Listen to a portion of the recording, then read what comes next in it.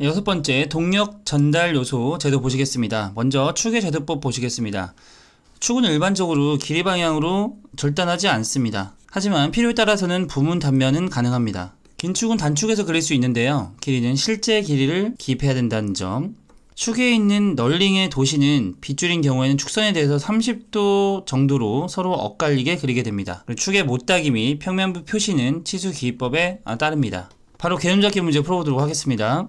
축에 제도하는 방법으로 틀린 것은 긴 축은 단축해서 그릴 수 있습니다. 하지만 실제 길이를 기입하는 게 원칙이죠. 축은 일반적으로 길이 방향으로 절단하지 않습니다. 구석 라운드 가공부는 필요에 따라서 확대해서 기입할 수 있고요. 필요에 따라 부분 단면은 가능하다는 점. 따라서 틀리게 설명한 것은 2번이 되겠습니다. 두 번째, 베어링의 호칭 방법과 제도법입니다.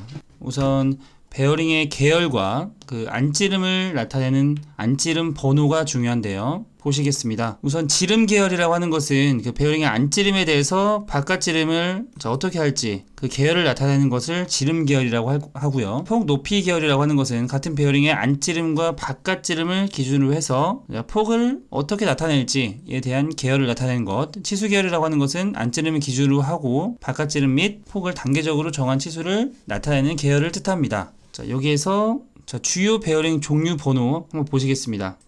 베어링 계열 1이라고 하는 것은 자동조심 볼 베어링을 뜻하고요. 자, 2가 뜻하는 것은 스러스트 자동조심 볼 베어링 계열. 3은 테이퍼 롤러 베어링을 뜻하고요.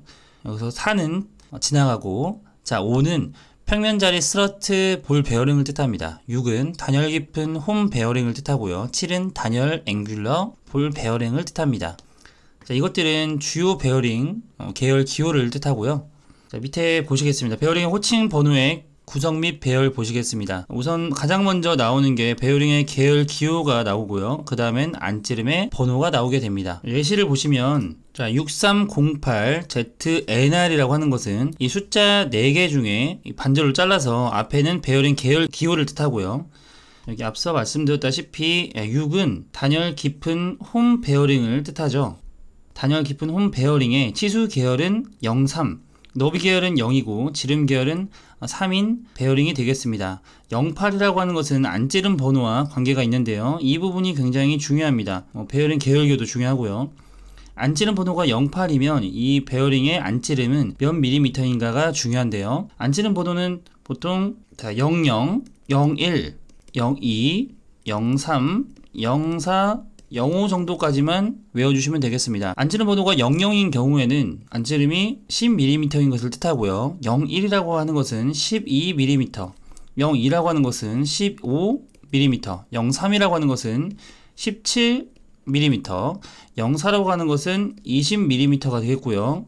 04부터 곱하기 5를 해주시면 되겠습니다. 즉 05라고 하는 것은 곱하기 5를 해서 25mm가 되겠고요. 06이라고 하는 것은 곱하기 5를 해서 30mm가 되겠죠. 그러니까 우리는 00에서부터 04까지만 외워주면 그 이상은 곱하기 5만 해주면 되므로 이 안찌름 번호를 가지고 안찌름을 구할 수가 있겠습니다. 그리고 다음 Z는 실드 기호를 뜻하고요. NR은 궤도의 모양 기호를 뜻합니다. 시험 문제에서는 이렇게 베어링 계열 기호를 많이 물어보고요. 안찌름 번호를 가장 많이 물어봅니다. 이 내용 꼭 알아두시면 되겠고요.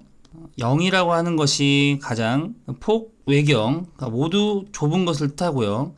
0에서 4로 가면 갈수록 더 넓어진다고 보시면 되겠습니다. 여기 지름 계열 3이라고 나와 있는 것은 어느 정도 넓고 외경이 큰 베어링을 뜻한다고 보시면 되겠습니다. 0에서 4로 가면 갈수록 넓어진다는 것 참고해 주시면 되겠습니다. 다음은 접촉각 기호입니다. 자, 접촉각 기호는 이 내외륜과 볼의 접촉점이 연결한 직선과 레이디얼 방향과 이루는 각도를 나타내는데요. 자, 이런 것들은 참고만 해주시면 되겠습니다.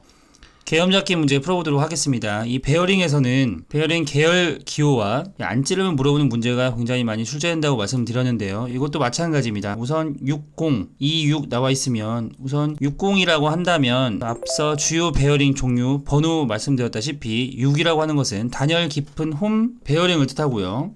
치수 계열이 0인 것을 뜻합니다. 자, 26이 안찌름 번호를 뜻하죠. 그래서 26이라고 하는 것은 우선 04 이상이 넘어가면 곱하기 5를 해주면 된다고 말씀드렸으므로 26 곱하기 5를 했을 때 130이 나오죠. 그래서 이 베어링의 안찌름은 130mm인 것을 우리가 알 수가 있습니다. 답은 3번이 되겠죠.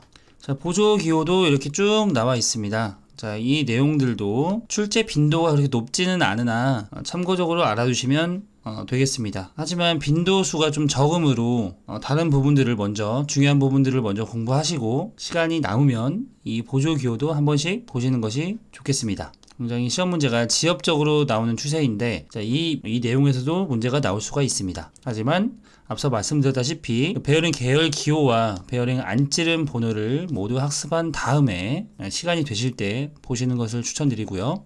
이 베어링의 약도와 그 도시기호법은 가끔씩 또 출제가 됩니다. 단열 깊은 홈 베어링은 이렇게 한 줄로 되어 있다는 거, 직선과 한 줄로 되어 있다는 거, 그리고 복열 깊은 홈 베어링은 직선 그리고 두 줄로 되어 있는 게 복열이 되겠습니다. 그러니까 단열과 복열의 차이는 이게 수직으로 된 선이 한 줄이냐 두 줄이냐인데, 복열 자동 조심 볼 베어링은 이렇게 호를 그리듯이 이렇게 호와 복열이기 때문에 두 줄로 나타난다는 것이죠. 그래서 이 세 가지는 꼭 도시 방법을 좀 기억해 두시면 되겠습니다. 세 번째, 기어의 제도법 보시겠습니다. 스퍼 기어의 제도 굉장히 중요한 내용인데요.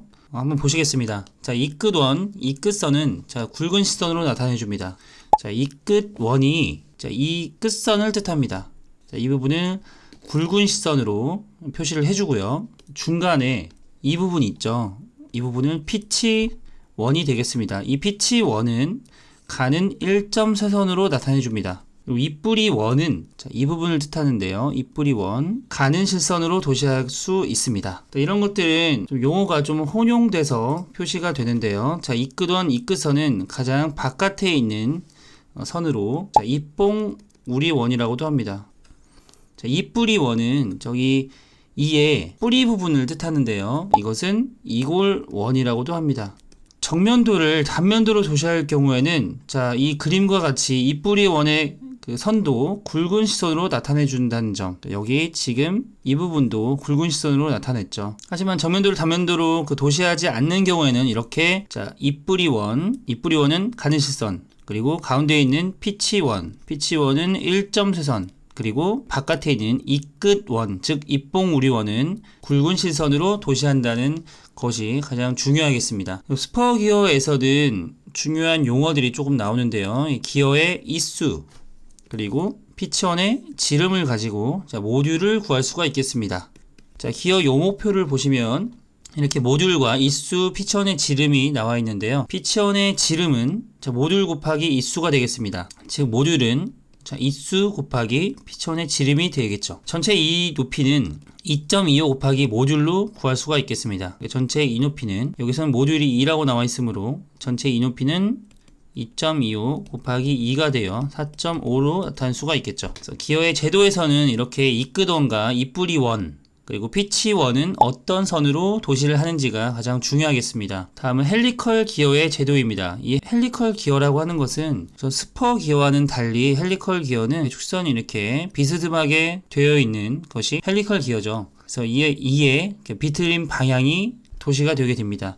그 비틀림 방향, 입줄 방향을 3개의 가는 실선을 이용해서 도시하고요. 기어의 입줄 방향을 나타내는 사선은 수평과 30도로 표시하고 있습니다. 맞물린 한 쌍의 기어는 측면도의 그 양쪽 이끈원은 그 굵은 시선으로 그리게 되고요. 정면도의 단면에서는 한쪽의 이끈원은 파선, 다른 한쪽의 이끈원은 굵은 시선으로 그립니다. 여기 그림을 보시면 이해가 쉬우실 텐데요. 자, 여기 기어 입줄 방향을 나타내는 사선은 여기와 같이 이렇게 30도로 표시하게 되고요. 양쪽 입구던 있죠. 스퍼 기어와 같이 양쪽 입구던은 굵은 시선으로 도시를 해줍니다. 다른 부분들은 스퍼 기어와 도시하는 방법이 같다고 보시면 되겠습니다. 개념 잡기 문제 풀어보도록 하겠습니다. 스퍼 기어의 도시법에 관한 설명으로 옳은 것은 피치원은 가는 시선이 아닌 1.3선으로 그리고요. 입봉우리원이라고 하는 것은 같은 의미로는 이끝원이 있었죠. 이끝원, 즉 입봉우리원은 가는 시선이 아닌 굵은 실선으로 우리가 나타냈습니다. 축의 직각인 방향에서 본 그림은 단면으로 도시할 때 자, 이골의 선이라고 하는 것은 자, 입뿌리 선을 뜻하죠. 가는 시선이 아니라 우선 단면으로 도시할 때는 우리가 가는 시선이 아닌 굵은 시선으로 나타냈었죠. 자, 이 내용입니다. 이 부분 입뿌리 선도 단면으로 나타냈을 때는 굵은 실선으로 나타냈다는 점. 네 번째 선택지 보시겠습니다. 축 방향에서 본 이구얼원은 자, 이구얼원이라고 하는 것은 자, 입뿌리 원이죠. 가는 시선으로 표시한다. 맞는 선택지가 되겠습니다. 답은 4번이 되겠습니다. 네 번째 스프링의 제도법입니다. 이 스프링의 제도법에서 중요한 것은 우선 하중 상태가 아닌 무하중 상태에서 그리는 것을 원칙으로 한다는 점이 가장 중요합니다. 또한 이 처짐을 표시하는 좌표축과 그 관계를 표시하는 선은 스프링의 모양을 나타내는 선과 같은 굵은 시선으로 그리게 되고요. 감긴 방향 왼쪽인 경우에는 감긴 방향 왼쪽이라고 꼭 표시하게 되어 있습니다. 나사 도시하는 방법과 같은 원리라고 보시면 되겠고요. 그림 안에 기입하기 힘든 사항은 일괄적으로 요목표에 기입하게 됩니다. 스프링의 재료의 구비 조건으로는 우선 가공하기 쉬운 재료여야 하고요. 높은 응력에 견딜 수 있어야 되고 필요 강도와 파괴 인성치가 높아야 쉽게 파괴되지 않겠죠. 열 처리가 쉬워야 되고요. 표면 상태가 양호해야 합니다. 그리고 부식에 강해야겠죠. 일반적인 내용입니다. 자, 코일 스프링 제도에 대한 설명으로 틀린 것은 자, 스프링 원칙적으로 하중에 걸린 상태로 그린다라고 나와 있는데요.